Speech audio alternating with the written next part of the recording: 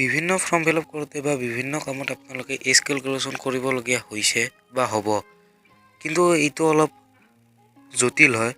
সেইকাৰণে আপোনালোকক আজি দেখুৱাম কেনেদৰে কেইটামান সহজ ষ্টেপত কেনেদৰে নিজৰ এজটো কেলকুলেট কৰিব পাৰিব। গুগল এপটো অ'পেন কৰি লওক। এতিয়া ইয়াতে এজ কেলকুলেটৰ বুলি চাৰ্চ কৰক।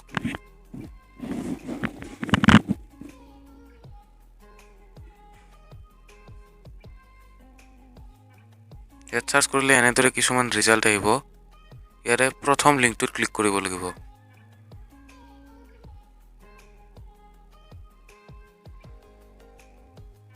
প্ৰথম লিংকটোত ক্লিক কৰিলে এনেদৰে এখন পেজ খোলা হ'ব। এই পেজখনত আপোনালোকে প্ৰথমতে নিজৰ ডেট অফ বাৰ্থটো দিব লাগিব আৰু কোনটো ডেটত আপোনালোকে এজটো কেলকুলেট কৰিব খুজিছে সেই ডেটটো দিব লাগিব।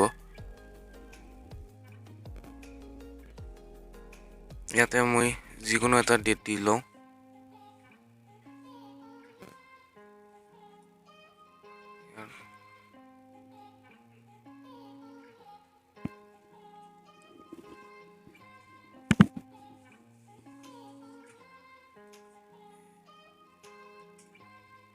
এতিয়া ইয়াত কেলকুলেটত ক্লিক কৰিব লাগিব।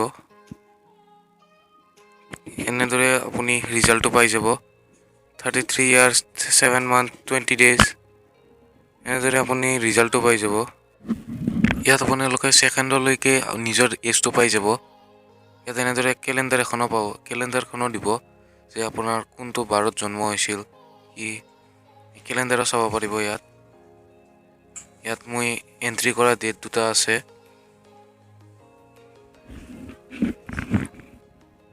ইয়াত এই দুটা ডেট আপুনি সলনিও কৰি চাব পাৰিব।